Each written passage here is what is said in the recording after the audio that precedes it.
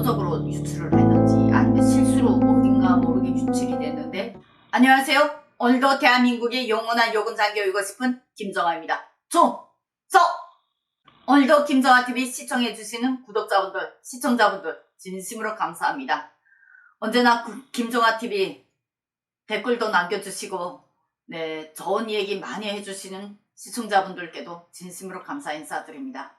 오늘 이슈가 조금은 좀 민감한가요? 북한의 대규모 생물무기 관련된 내용입니다. 그래서 특히 북한의 생화학무기 같은 경우에는 우리 대한민국에서도 상당히 좀 중요한 문제이고요. 북한 군에 대해서 특히 핵이나 미사일만 많이 알려져 있기 때문에 그쪽으로 많이 관심을 가지지만, 북한에 보이지 않는 생화학무기 제일 위험한 거고요. 그 다음에 해킹, 테러, 이것도 가장 위험한 겁니다. 그래서 북한군을 봤을 때 생화학무기와 테러에 관련된 해킹, 테러에 관련된 이러한 부분들은 정말로 우리 국민이 항상 긴장하게 북한을 주시하고 그와 관련된 정보들을 많이 아셨으면 좋겠습니다. 오늘 이 주제는 자유아시아 방송이 10월 2일날 올린 기사 내용입니다.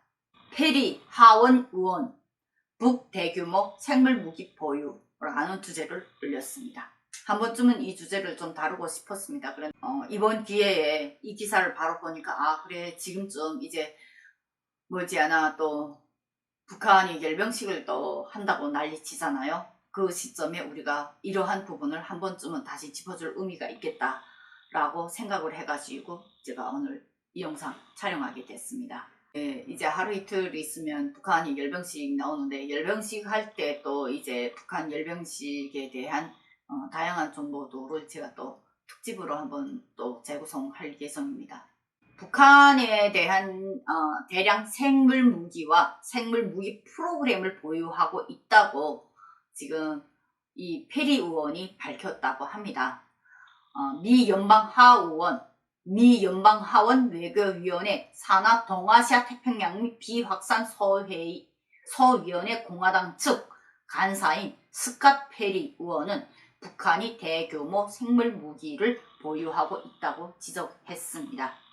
페리 의원은 2일날 워싱턴 DC 연방하원 건물에서 열린 생물무기 위협에 대한 청문회에서 중국, 쿠바, 이란, 북한, 수단, 시리아와 같은 나라들이 생물무기를 개발했고 실제로 사용할 수 있을 것이라고 말했다고 합니다. 그러면서 북한의 대량 생물무기와 생물 프로그램을 보유하고 있다고 말했습니다. 북한과 같은 나라들은 끝이 안 보이도록 많은 공격적인 생물무기와 관련 무기 프로그램을 분명히 보유하고 있습니다. 페리 의원 직접 말한 내용입니다. 이런 가운데 이날 청문회에 증인으로 출석한 미 국방부 데이비드 라센터 대량 살상무기 대응 담당 부차관보는 서면 답변서에서 북한 등의 생화학 공격에 대한 미군의 대응 능력을 강화하는 생화학 방어 프로그램을 진행 중이라고 밝혔습니다. 미국은 언제나 대비하고 있습니다. 라센터 부차관보는 이 생화학 방어 프로그램은 동맹 및 동반 국가들과 협력하여 이루어지고 있는데 한 예로 한반도에서 생화학 공격에 대한 준비 태세를 강화하고 있다고 소개했습니다. 이와 관련해 미국 회계감사원은 앞서 지난 1일 자유아시아 방송에 미군이 북한 생화학무기 대처 방안 보고서를 준비하고 있는데 완성되는 대로 미 국방장관에게 보낼 것이라고 밝힌 바 있습니다. 한편 미국 육군이 지난 7월 발간한 북한의 전술 보고서에서 북한은 탄저균이나 천연도를 무기화해 미사일 탄두에 실어 한국, 미국, 일본 등을 공격할 수 있다고 밝혔습니다. 보고서는 북한 군인 출신의 탈북민들이 탄저균 백신을 맞았다면서 1kg의 탄저균은 서울에서 5만 명까지 사망하게 할 수 있다고 소개했습니다. 그러면서 북한은 1960년대 생물무기 연구를 시작해 탄저병, 콜레라, 황열병, 천연두, 장티부스 등의 생물무기를 개발했다고 밝혔습니다. 제가 이 기사를 주목한 가장 큰 이유 마지막 부분이 바로 이 부분입니다. 결국 이 생물무기는 이 콜레라, 특히 콜레라를 저는 그때 당시 북한군에 있으면서 아주 심각한 사망률을 신포시가 그때 통째로 봉쇄가 됐댔습니다. 이 콜레라 때문에. 그때 진짜 이상했습니다. 왜 다른 데서는 발생 안 하고 딱 신포에서만 발생했는지. 근데 지금 이걸 보고서 제가 지금 좀 충격이 받네요. 1960년대 당시에 생물무기 연구를 시작한 게 그럼 이 콜레라가 다른 데서도 나온 것도 아니고 북한 안에서 직접 이들이 만들었다는 거잖아요.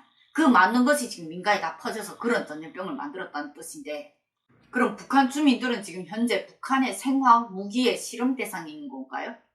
콜레라병이 여기에서 나왔을 줄은 저는 솔직히 생각 못했습니다. 그래서 이 기사, 처음엔 이 기사를 그래 생화학 무기가 세다는 건 많이 모두 알고 있지 라고 했는데, 마지막 부분에서 제가 콜레라가 왜 여기에 있지? 장티비스는 왜 여기에 있고? 그럼 이것을 북한이 개발하고 만들었다, 이걸 미국은 알고 있었는데 북한 주민들이 지금 모르고 있잖아요. 저도 이걸 이제야 알았고, 실제 한 몇 년 전인가요?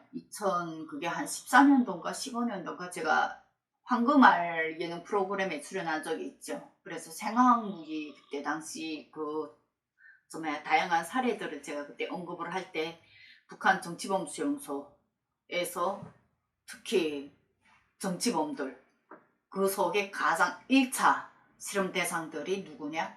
네, 종교를 믿었던 분들, 북한 지하교인들, 이런 교인들이 정치범 수용소에 가면 이러한 실험 대상으로 제일 먼저 1차적으로 그들이 먼저 대상인 걸로 제가 알고 있습니다. 실제 그때 당시 증언들을 보니까 유리 같은 거기에다가 사람 집어넣고 약을 투입해서 그 죽어가는 속도라든가 반응이라든가 이것까지 그들이 다 체크를 하는 걸로 알고 있었거든요. 근데 그거는 순수 그냥 무기용으로 사용하는 줄 알았지, 정말로 북한이 1960년대부터 이렇게 탄저병이나 콜레라, 황열병, 천연두, 그리고 장티브스 같은 생물 무기를 개발하고 있었던 줄은 저는 지금 처음 알았거든요.